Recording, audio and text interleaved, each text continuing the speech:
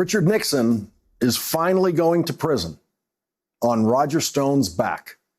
Roger Stone started his career as a Republican political operative 50 years ago in the era of his idol, the disgraced President Richard Nixon, who was pardoned by President Ford for all of the crimes Nixon committed while president. Roger Stone became Donald Trump's longest-serving political advisor. In the final prosecution of the Mueller investigation, Roger Stone was found guilty today by a Washington, D.C. jury on all 7 counts of lying to Congress, tampering with a witness, and obstructing the House of Representatives investigation into the Russian interference in the 2016 election. Roger Stone is now the 6th associate of President Trump to be convicted of crimes since the president took office. That is the fastest rate of criminal conviction of presidential associates in history. Who's next?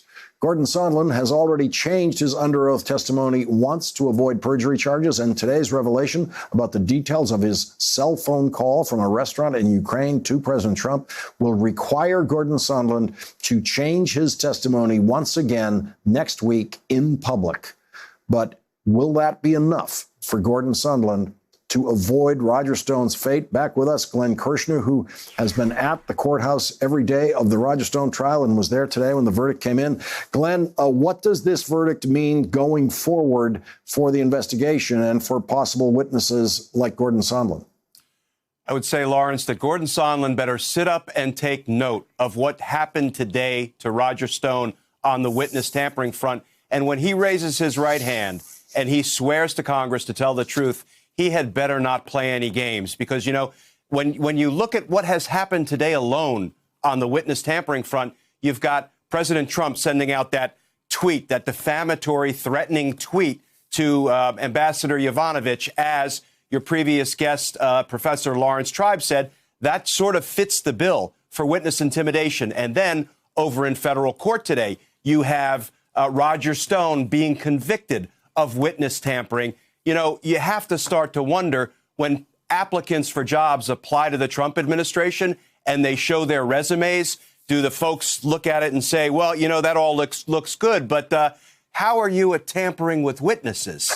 And that's a lighthearted take on a very serious issue. I mean, when you consider the 7 charges that Roger Stone was convicted of today, the first 6 carry a maximum punishment of 5 years in prison. The 7th, witness tampering, carries up to 20 years in prison. I think Gordon Sondland better pay attention to that. Glenn, a word on how close this Roger Stone case got to Donald Trump. One of the things he's convicted for was lying about a phone call that Roger Stone had with President Trump. And it's one of those phone calls, a cell phone call during the campaign, that's overheard by someone, in this case, Rick Gates.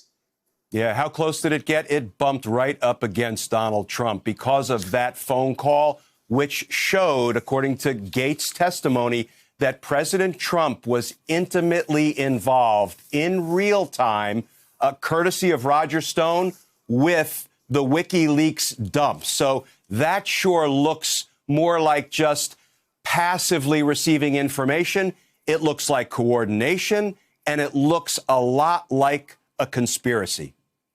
Glenn Kirshner, thank you for doing double duty this week and covering the Roger Stone case for us all, since we're all distracted with so much else. Really appreciate it, Glenn. Thanks for checking out our YouTube channel. Subscribe by clicking on the button below for more from The Last Word and the rest of MSNBC.